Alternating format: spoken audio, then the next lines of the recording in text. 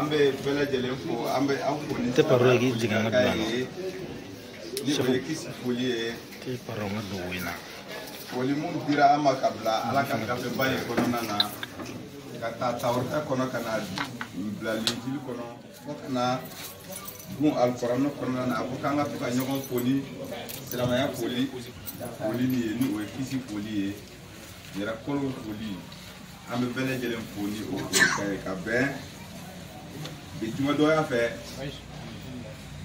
na ye kalo ta ka black le boli no fe ambe jate bo ambe beni le 6 février kalo mars de mais ne ba fa ka sigi comme à saison ay wakati ko ni abetade nkono doni ote anga sigi ko fe doni o panate abetade donc ambe le 6 mars ka ben samba fra samwa samba fra ani samu muga ambe bela jelen fu ko awal nyima don ka barkada ka kuna fuli la temeteli yala ambal make dauda samake atuye do nyi shaidu nu fe aka barako la ni we mobili ale be mobili baw de boli wala sa garsege aseka soro ala doni donc garsege abe siraka on asegena kana dauda samake kanga do ke ale halisa shaidu kele na bela jele kabe do nyi na fe wala sa barako ka seka sabati ala ka garsega ambe ala deli anambal make do sigileme Congo jamana kan ko hamala Sheikh Hamala Konare fana ko garsega ko hamilbe ale kan kosobe anna soro abe an yere kan chugum na ite do ambe do ke ambal make flani ye olu ye do nyina fe shaidu kelen ka do ke uye ala ko garsega sangolo ani duma kolo tigi garsega tigi ala ko ga garsega ko kono ko be kan di awma ambe tamani kono ko liye ambal make jabate am bagayogo Mokhtar bagayogo ale anga shaidu munum be sabali bugu o fana be to ko munu o to ka ta bo nyogoye ko dimanche don o be ta munu abe o to ka ta te mi nyogon fe shaidu be to ka munu o to ka ta te mi nyogon fe donc o va fe ka ta bo ambal make ni oye Mokhtar bagayogo shaidu gele ko be ta fuli bla ama shaidu munu be sabali bugu ko ka kuno foni di mogo ma sabula chena ayo o misali ye kosobe shaidu munu be kenyeba shaidu o be ka walanda di bamo ko shaidu ma kosobe olu be to ka ta bo nyogo ye dimasi nu fe o be to ka ta yoro do leje o be ta bo nyogo ye o be fambe ke mangani ka chere la o be nyogo kala wonu o kalando de o kalando de shaidu do be kenyaba amone ta do fana boranu ka kala chugo nga sigate munna o be bayna fo o be ta bo nyogo ye o to ka kuma falen kwa abe ko mi na fo bi ni kuma na ta do were ni be kuma walma ni e kuma na kabla do were be kuma ta o to ka nyogo kalan tande me kaba ko kalamba awo oye asira do bla anga buku sambe nere ya leje chena ayne dabali ban kosobe iba eni kele kuma ta aleba dofo donc aba fo ko jomo ko be kuma na do were be kuma ta afana be kuma o dongo to be kuma na kele yi kanto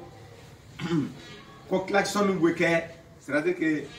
nyaga be ke dugu kono na manga be ke dugu kono na mo siti fen fo mais olu nana olu ko kurbu ta ke doron ko manga de wulla dugu kono kaba ko de ni re shaidu fana nana ni utaye ko be korona bla bana o de kera problème chebe ka kuma nere be ka cheleje anga kalam fa do de do nere dabali bana ko go chere la mo nu kala ni do wa mo o ta ka gela ni anya ha chere do parce que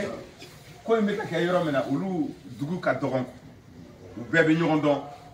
do ni ma ke mo gelen do itse ka ke bon Bamakɔ tuma dɔ la mɔgɔ tɛ mɔgɔ la mɔgɔ dɔw mɔgɔ tɛ mɔgɔ la duguba ko ka nɔgɔn ni ka tɛmɛ dugu kurunin ninnu na hali n'a y'a sɔrɔ Kɛɲɛba tɛ dugudennin ye duguba de don mais n'i y'a jateminɛ ani Bamakɔ n'i ko k'i b'a suma duguden de don an ka dugawu bɛ u ye ni o ye Kɛɲɛba sahidiw ye an bɛ dugawu kɛ u ye an bɛ dugawu ɲini u fɛ u ka dugawu kɛ an ye an fana ka dugawu bɛ donc sahidiw ninnu ko k'u bɛ taa bɔ an balimakɛ Mokutari ye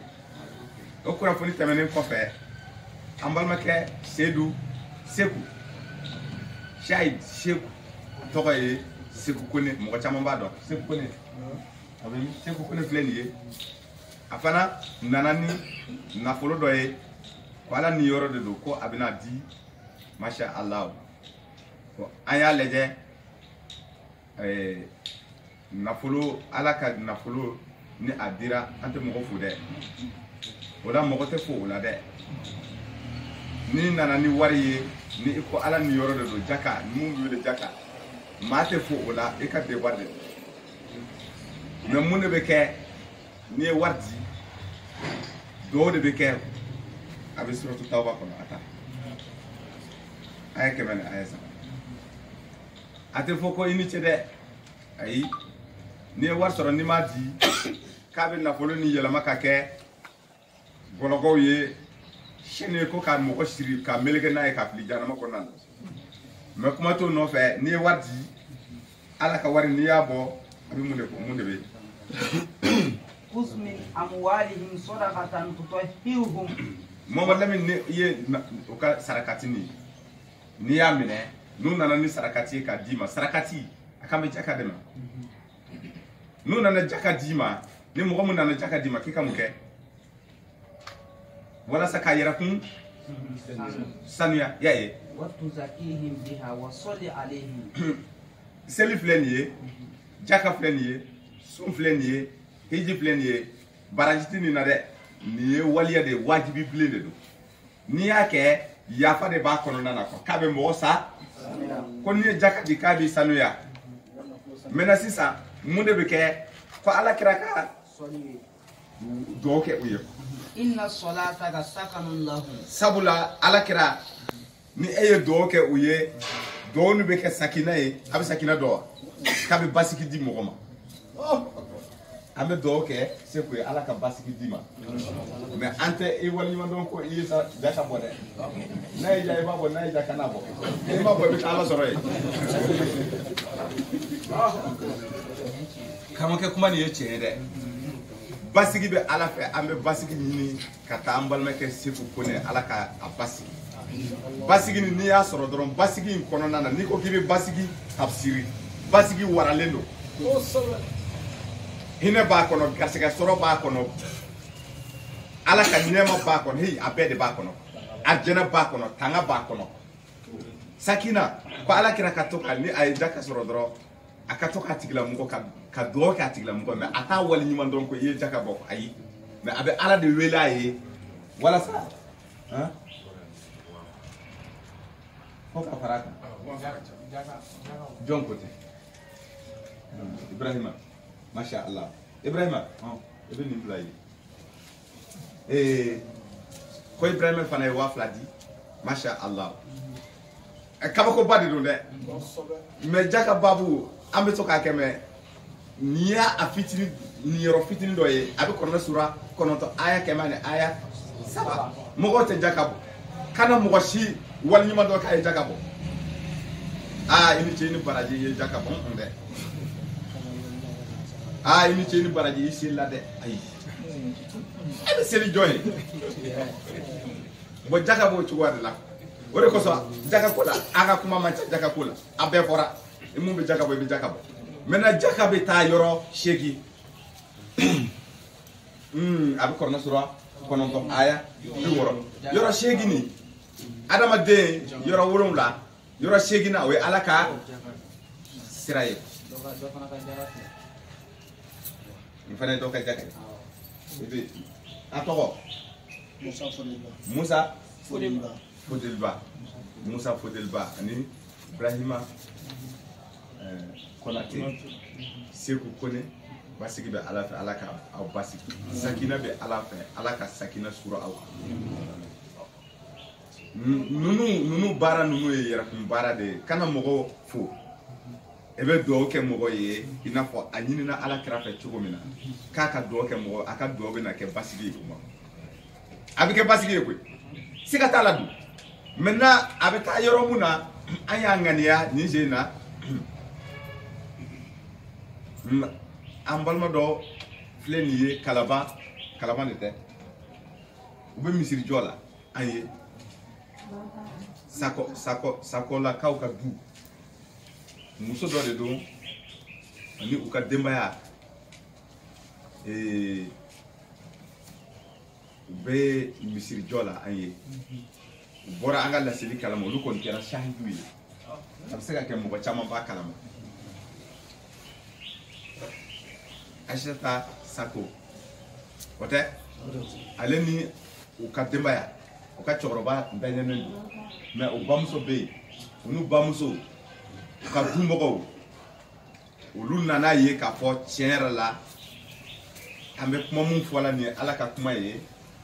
u ye ɲininkali kɛ u nana yan o ye yɔrɔ ye u ko ko mais ko ala ka jɛ kɔnɔna na ko terrain dɔ b'u bolo u bɛna terrain nin jɔ k'a kɛ misiri ye ka di sahidu ma donc u y'o baara daminɛ baara ni a sera yɔrɔ jan a sera senazi de tɛ dernier senazi an b'a fɛ ka siman an balimakɛ Seku a ye 40,000 di 40,000 kɔrɔfɔ bɛ ka faamu an b'a fɛ a ka don siman na a bɛ komi i n'a fɔ ŋaniya yira de don parce que jaka bɛ don o sira fana fɛ fisabililahi ala ka sira donc ala ka sira dɛbɛ ninnu ye ala ka sira ye a fɔ cogo di sedaga ninnu misiriw kɔrɔfɔ bɛ ka faamu an bɛ taa dawa kɛ mɔgɔ minnu bɛ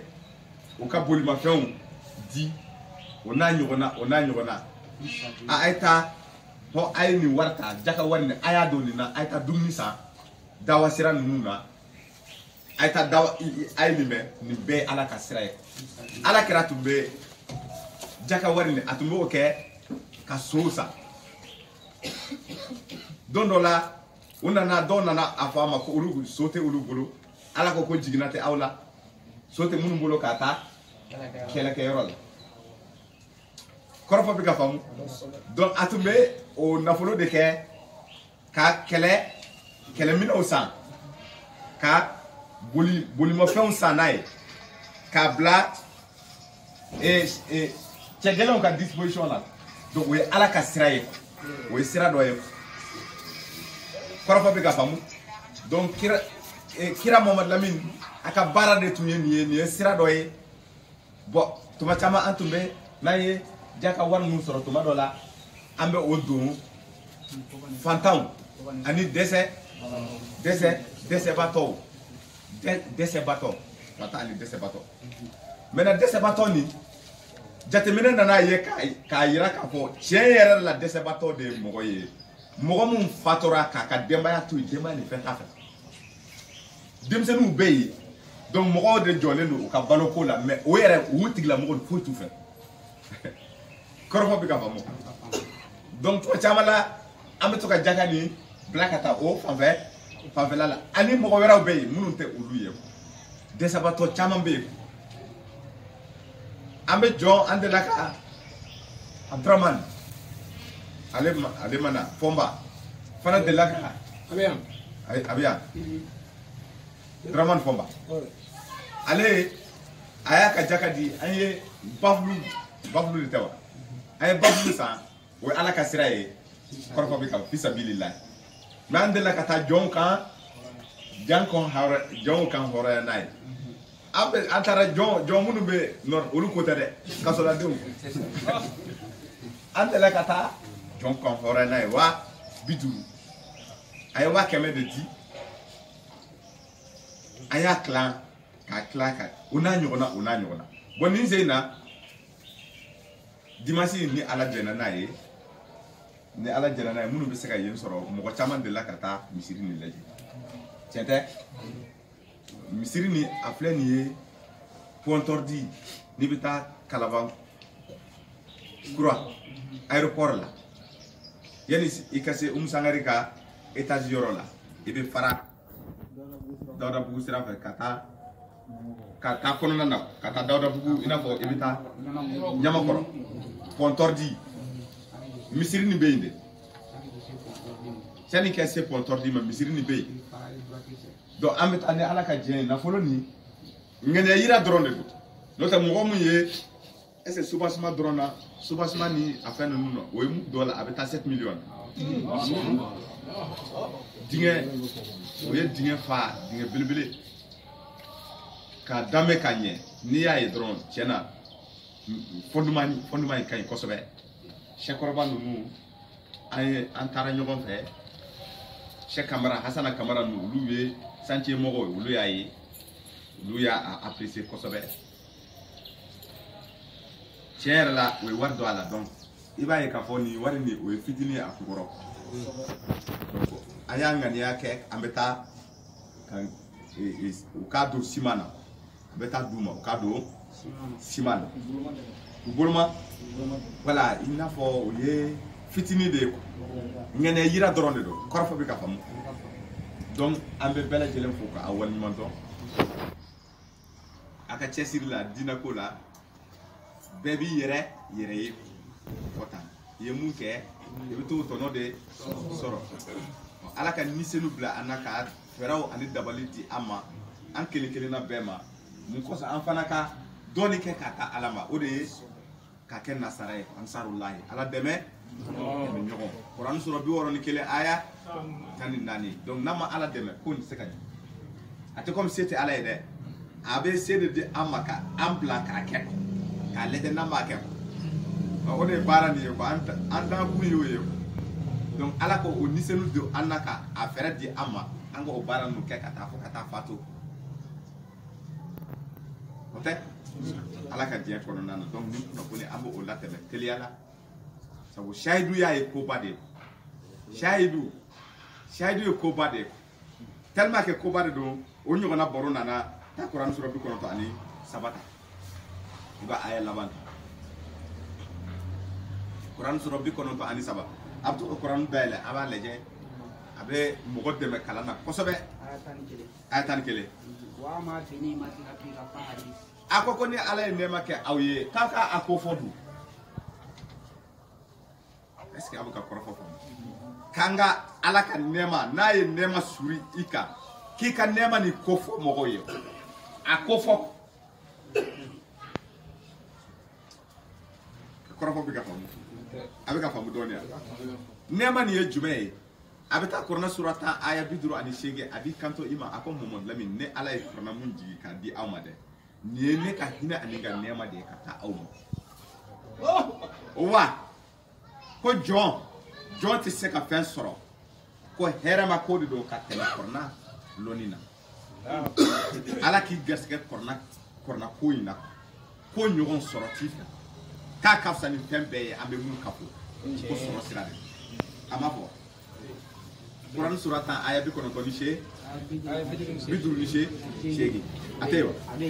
قل بفضل الله وبرحمته فبذلك فليفرحوا هو خير مما يجمعون. siga to kuma kɔrɔfɔ faamu e bɛ se ka kalan tubabukan na mɔgɔw k'a mɛn. Oui, ceci provient de la grâce d'Allah. ko nin mun filɛ nin ye i y'a ye a y'a lamɛn dɛ ka bɔra ala de yɔrɔ. Et de sa miséricorde. Voilà de quoi il devrait se réjouir. Ah. Nisɔndiya ko b'aw bolo a kan ka kɛ nin de ye. C'est bien mieux que tout ce qu'il amasse. K'a ka fisa ni fɛn bɛɛ ye a bɛ mun ka fɔ donc o de ye nɛɛma dan ye quoi donc ala dun ko ni nɛɛma kɛra i ye k'i ka nɛɛma nin ko fɔ mais nɛɛma nin ko fɔli kana kɛ waso ye quoi a b'o fɔ i ye kuranɛ sura an t'a kɛ 57 suratu najm aya 32 k'aw kana na o kɛ i n'a fɔ waso ko ko sabula ala de y'aw dan ka bɔ bɔgɔ la ale de bɛ an dɔn ale de bɛ adamaden dɔn ko k'a kana waso a kana k'an kɔnɔ ko an ka sɛbɛnya de y'a to yen an kɛra kɔrɔlatigi ye ko a bɛ k'o de fɔ i ye mais an kɛra kɔrɔlatigi ye ni ala ka nɛɛma de ye bon sisan o nɛɛma de k'an k'o ko fɔ don an ka ala tanu n'a ye an k'a fɔ fan bɛɛ lajɛlen an ye kɔrɔlatigi ye mais a kana kɛ ni waso sira ye ko parce que n'a tun ye ale ala ja ko e tun tɛ kɛ kɔrɔlatigi ye ko sabula suratu nur aya 21 bɛ se ka olu a fana ta a b'a fɔ i ye suratu nur kɔnɔna na aya 21 ko maa si tɛ se ka kɛ mɔgɔ sanuba ye aw la f'a ka kɛ ni ala ka jigin mɔgɔ tɛ yen mun bɛ se ka kɛ mɔgɔ ɲuman ye f'a ka kɛ ni ala ka ولولا فضل الله عليكم ورحمته ما زكى منكم من أحد أبدا ولكن الله يزكي من يشاء والله سميع عليم. kuma ne tiɲɛ dɛ ale mɛni masa ye ale ko o dɔn masa de ale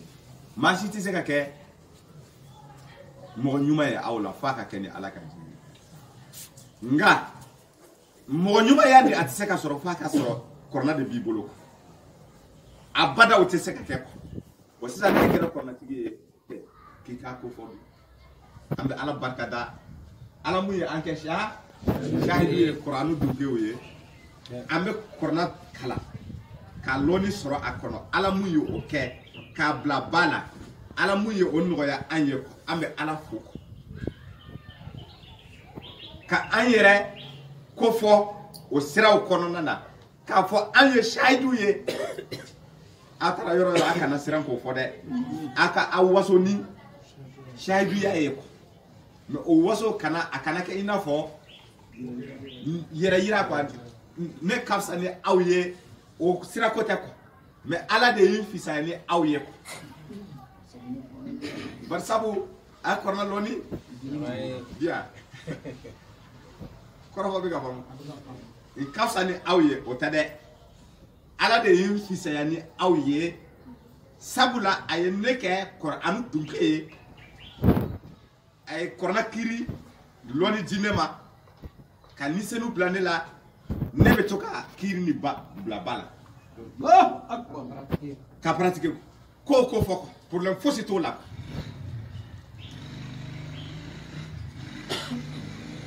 an bɛ sahidu fo dɛ an bɛ ala fo ka ala barika da ka sahidu kelen kelen na bɛɛ lajɛlen fo nin ye koba ye mais a bɛ se ka kɛ peut-être an yɛrɛ t'a jabɔ kosɛbɛ mɔgɔ minnu bɛ na an kɔfɛ olu de bɛ na sira nin jabɔ kosɛbɛ parce que gɛlɛyaba bɛ an kan ni hali n'a sɔrɔ an laminen don mais o n'a ta o ta tuma dɔ la a ma nɔgɔn i bɛ kuma dɔ mɛn ala ko ko kuranɛ sura 3 aya 100 aya 11 k'u bɛ to k'u i wagasi ni u nɛ ye u bɛ u kin nɛ dun fɔ mais k'u tɛ se ka foyi kɛ dɛ n'a bɔra nɛ in na u tɛ se ka fosi kɛ aw la o de kosɔn an tɛ siran u ɲɛ ni an bɛ an ka baro ninnu kɛ a kɛra yɔrɔ o yɔrɔ dugukolo yɔrɔ wayu kɛnɛ yɔrɔ tɛ a kɛra radio sow ye a kɛra kɛnɛ wɛrɛw kan n'an kɔni bugura ka don kɔrɔna kɔnɔ dɔrɔn o ye an ka taa ye sa an tɛ maa bonya bilen dɛ kana na miiri k'a fɔ ko e maa ba i sigilen bɛ yen ko parce que a ka taa sira ye nin ye a ka taabolo ye nin ye taa ni tɛ kɛ aw la dɛ an bɛ kɔrɔna aya kɛ ka aw ta o de don kɛ yɛrɛ gɛlɛya t'o la dɛ an bɛ sɔrɔ k'an ɲɛ kuma an b'a fɔ ɔ bon sisan i se ye mun ye fana i t'o kɛ n'o tɛ an tilala dɛ ko in bɛ tan de ala ka an dɛmɛ an bɛ na tafsiri kɛ bi n'a y'a sɔrɔ actualité bɛ yen mais actualité ninnu tuma bɛɛ an bɛ kuma a kan an kumana coronavirus ninnu kan virus bactérie banakisɛ hali kɔsa in na an ka walanda dɔ la ni o ye sermon ye kutuba dɔ la an da sera o ma banakisɛ a dalilu bɛ harutu ani marutu de bolo mɛlɛkɛw de don tiɲɛni bɛɛ kalifalen don olu fila de la dugukolo tiɲɛni ka dugukolo cun k'u sen gosi dugukolo la ka dugu jukɔrɔ k'olu gili k'u tigɛ dugukolo bɛ dafiri ni mɔgɔ ye a dalu b'u fɛ o bɛ fiɲɛ wuli k'a teliya ouragan typhon o bɛ kɔgɔji lamaga ka fiɲɛ ba wuli k'a ɲɛsin dugu ma o y'o kɛ adukaw la ahad suratul haka kuran sura 40 kɔnɔntɔn aya 7 aya 8 o n'a ɲɔgɔnna o talilu b'u fɛ a ye nin mɛn dɛ o bɛ ji teliya ka ji cun mɔgɔw kan ni violence ye a bɛ ji bi tiɲɛni kɛ a dalu nu o kalifalen don ni mɛlɛkɛ ba fila olu de bɛ nin dalu ninnu kɛ o bɛ kabanɔgɔ gɛn ka taa dugu la ka kabanɔgɔ ni cun ye a dalu b'u fɛ o y'o kɛ manto caman o n'a ɲɔgɔnna kɔrɔna na o ka ca mais o lɔni ko jinɛw ye o lɔni kalan mɛlɛkɛ ninnu fɛ ka tila ka bani adama kalan o lɔni na américains bi ani risiw ani faransɛw dabali b'u fɛ o bɛ kabanɔgɔ gɛn o b'a gɛn ka bɔ i ka dugu la ji tɛ na a se b'u ye o ye o kɛ Iran o san na o ye ji tigɛ Iran na ni kabanɔgɔ bɛ ka former dɔrɔn o b'a gɛn est-ce que aw b'o kalama américains ils sont capables ka fiɲɛ wuli k'a diriger ka taa dugu la a se b'u ye mais o yɛrɛ tɛ se ka u ta ni Haruti ni Maruti y'a ta k'a ɲɛsin ma olu yɛrɛ tɛ se ka bali u b'a natɔla ye u b'a fɔ a y'aw précaution ta dɛ u b'u ka minɛnw cɛ ka boli ka dugu vider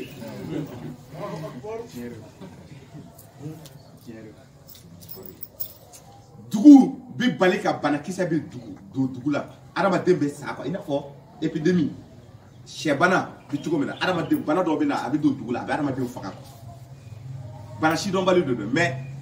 a ko ni ale bɛ dugu halaki a bɛ mɛlɛkɛ nin fila de bila k'o lɔni o bɛna jɔ dugu fan dɔ in na fiɲɛ bɛ taa yɔrɔ min na o bɛ banakisɛ in fili ka taa fiɲɛ fɛ fiɲɛ bɛ na dugu cɛ tigɛ ka tɛmɛ dɔrɔn bana bɛ wuli mɔgɔw la bana sidɔnbali i b'a ye mɔgɔw fari bɛ funufunu adamaden bɛ sa donc o lɔni mɛlɛkɛw y'a jinɛ ninnu y'a kala jinɛ ninnu ye adamadenw dɔw kala donc adamaden cerveau lama u bɛ laboratoire kɔnɔ i b'a fɔ adamadenw tɛ u fan bɛɛ si mɔgɔ bizarre a bɛ olu fɛ savant o b'o bactérie de développer o b'o lɔni yɛrɛ de développer sisan a b'u bolo donc olu yɛrɛ b'a utiliser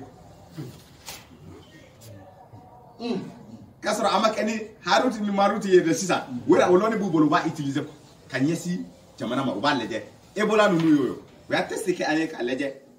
donc n'u y'a ye vraiment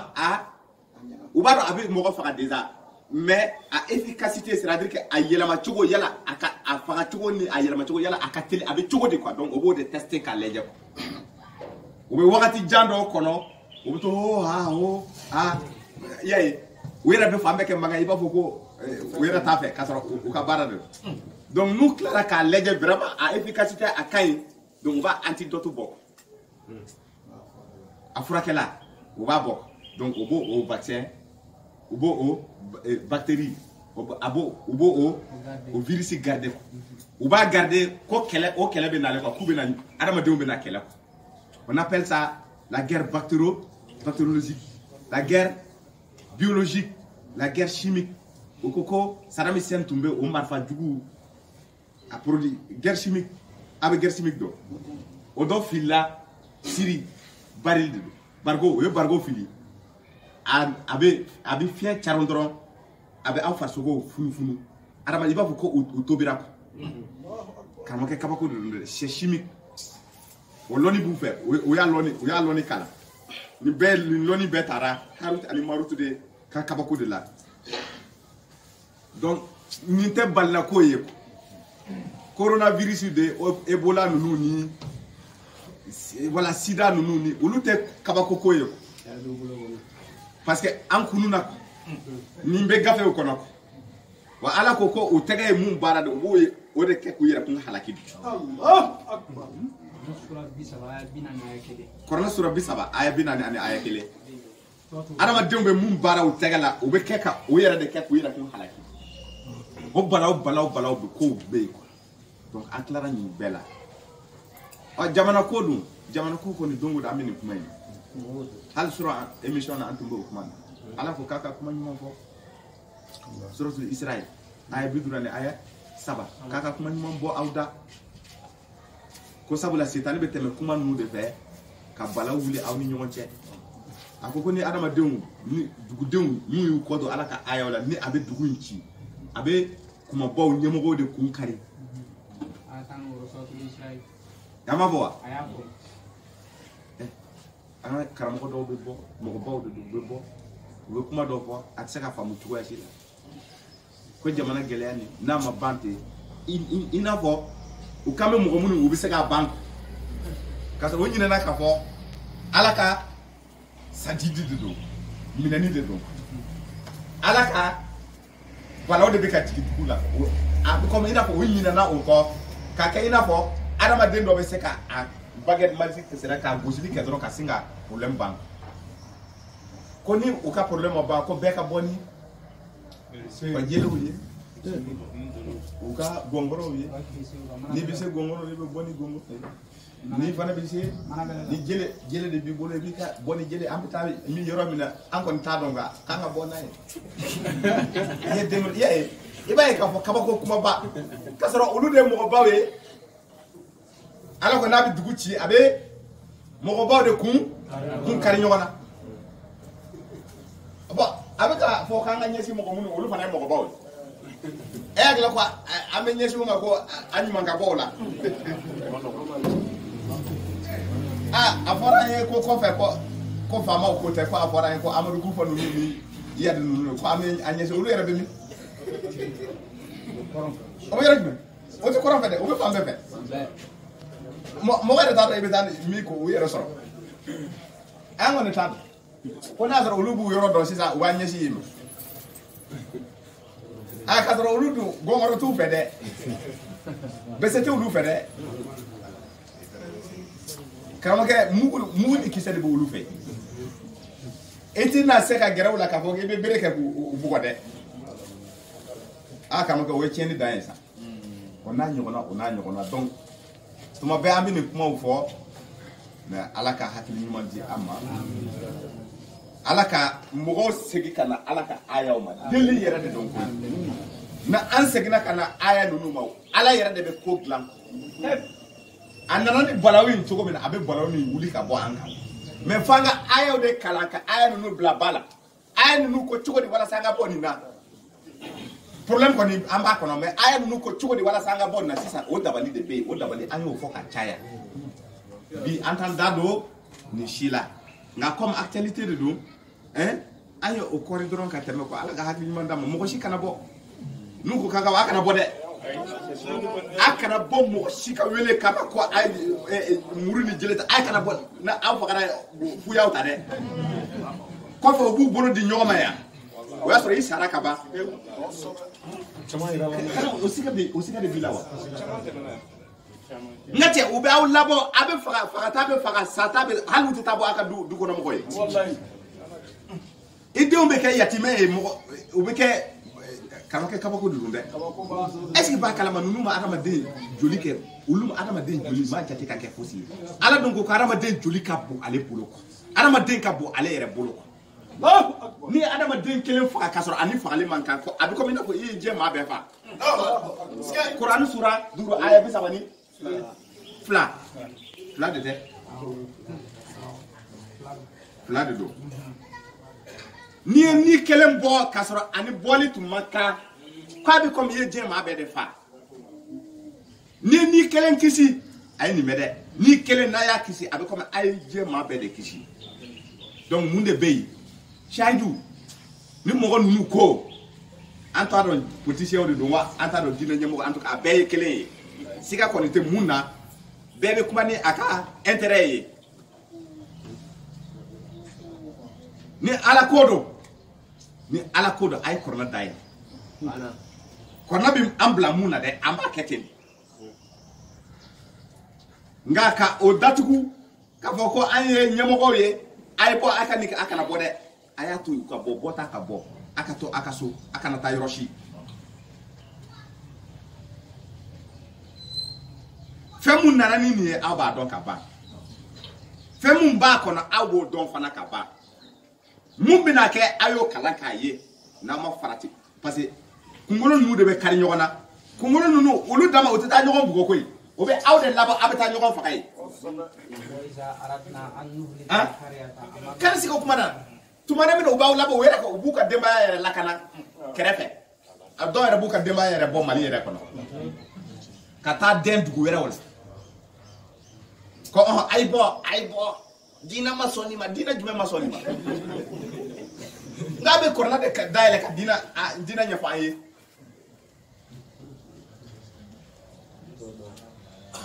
n'u bɔra u bɛ masakɛw danga k'a sɔrɔ ala ko kuranu kɔnɔ ale de bɛ dusukun ale de bɛ bani adamaden a dusukun ye a bɛ kɔrɔla sɔrɔ jumɛn a bɛ yɔrɔ fila kɔnɔna na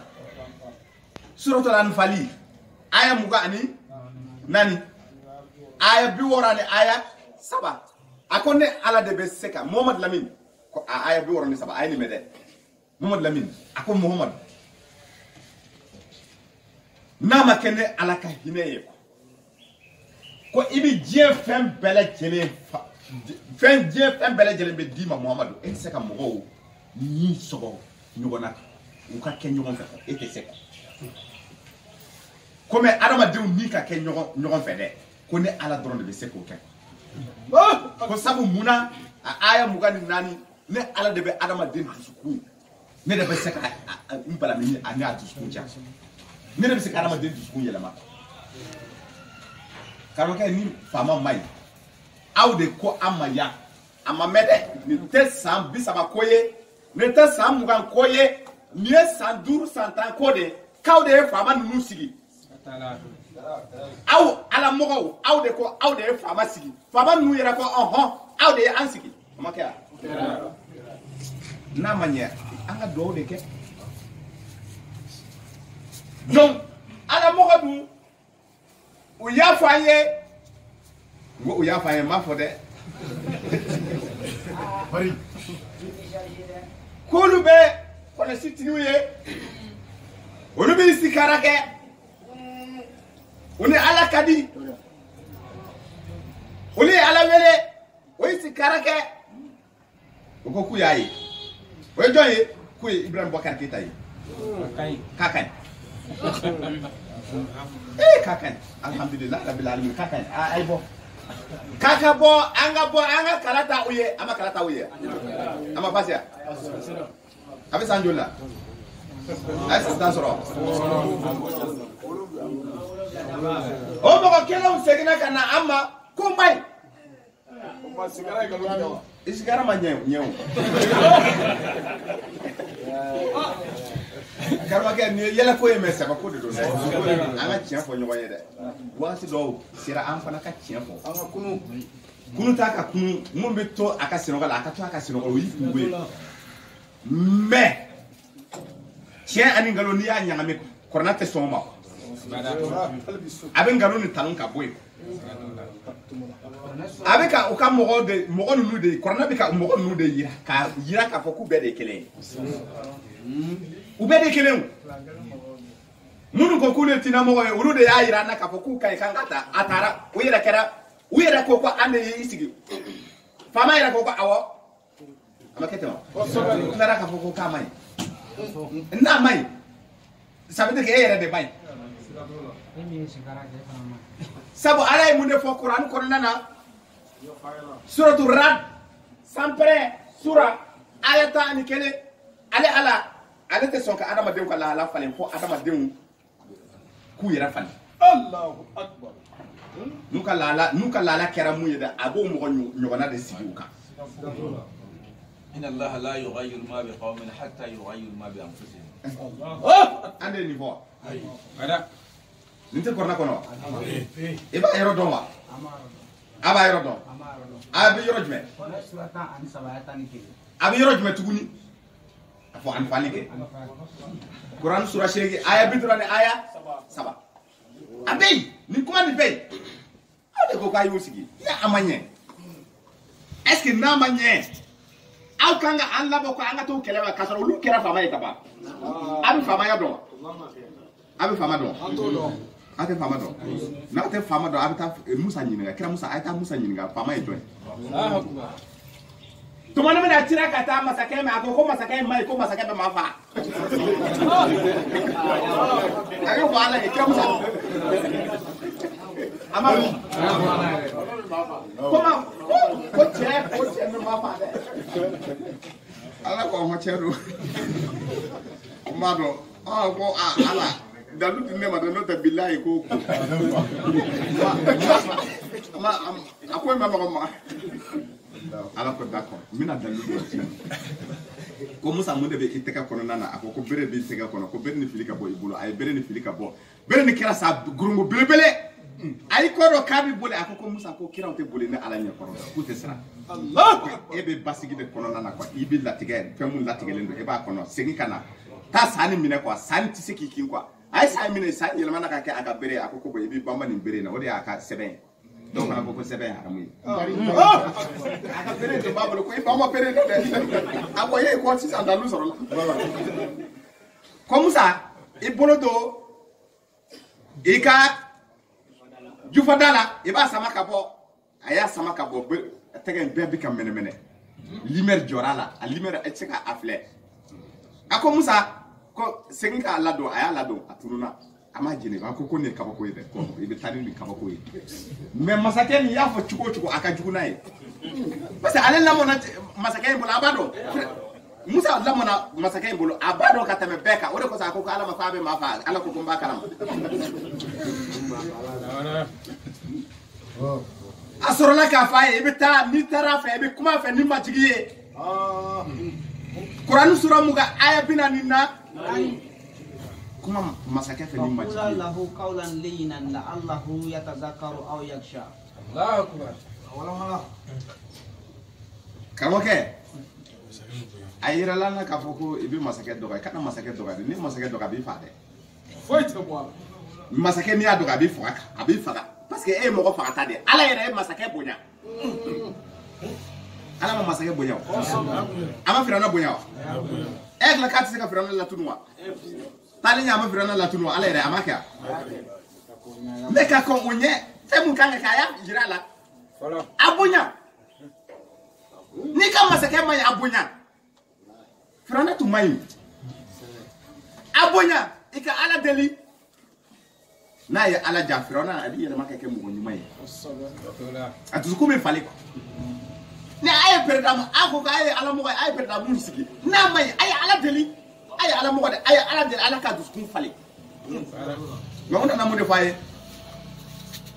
o kuma do do nyona ko mo ko sisa ko anga gen ka boy awuru de afode donc ça veut dire qu'il y a ko era ba ko no amanya fo ay ka ya halisi zam mais abina faranfasia comme wulu ko yomal furkan hein furkan faranfasia abina faranfasia ko no bena faranfasia karmake ay ni lame aka abla bala akana ta mo shi contrôle ate mo shi contrôle ande ala ta fo point ambe de mali ambe de balma mai mun kanga fo ala ko ay kuma nyuma fo nyogoma korna surata ani wolonga aya bidura ni aya saba sabula muna setani be teme aka kuma lankono nu fe ka awbla nyogona Allahu akbar afara ya ko president ta ya nyana de ata me aklula de ka ba ya nyana obe heda makuma ne de tugi ko katami kwai bo era bole be yoro kadema la kana ko ne ka bo ne be bo katama sa ken kala ti yera kala sa Amadou ni président may ulu yere de may an yere de may ala ni de fo an yɛrɛ de man ɲi ni a ye mɔgɔ kolon sigi an kunna n'o kɛra tiɲɛ ye dɛ o dun ye tiɲɛ ye donc an man ɲi an bɛɛ ka falen ɲɔgɔn fɛ nka an man ɲi a ɲɛma ye jɔn ye anw yɛrɛ ka ɲɛma fɔlɔ ye jɔn ye an bɛ a jate dinamɔgɔ donc olu man ɲi parce que olu de ye a yira ko an ka nin ta n'u tun ka ɲi a tun bɛ kɛ mɔgɔ ɲuman ye aw ti yɛlɛma ka ko kɛ kɛlɛ bi a kan ka mɔgɔlɔya de k'a fɔ fasodenw an de y'aw ka ɲɛmɔgɔ ye dɛ an ye isigara kɛ mɛ isigara ma ɲɛ dɛ isigara ma se ka ɲuman yira an na a ka yafa ma ala ka yafa ma an de y'a to yen ninnu sigira a kunna a ka yafa an ma an bɛ yafa ma deli kɛ ka taa peuple ma sabu an yɛrɛ nin ye an yɛrɛ ka responsabilité bɛ nin na quoi au lieu de quoi k'an ka don ɲɔgɔn na ko laɲiniw n'a ma sabati k'an ka bɔ ni gɔngɔrɔ bɛ fɛn bɛɛ lajɛlen an bɛ taa gɔngɔrɔ ni bere an bɛ taa min yɔrɔ jumɛn an bɛ se ka kɛ i bɛ bɔ dɛ ne tɛ bɔ ni gɔngɔrɔ ye dɛ ne tɛ taa yɔrɔ si wa hali ni gɔngɔrɔtigi y'i ɲɛsin ne ko ne bɛ n ka datugu n'i sera ka da kari ka ne sɔrɔ yen an bɛ kɛlɛ wuli ne ye n fa ye o de don ni ne sera k'i fa ye kuma banna la légitime défense kuranɛ sura 22 aya 39 an ma ban ne ni faamaw de bila ɲɔgɔn na k'an ka bɔ ka taa faama kɛlɛ ayi an bɛ faama dɔw kɛ faama ye a ye nin mɛn karamɔgɔkɛ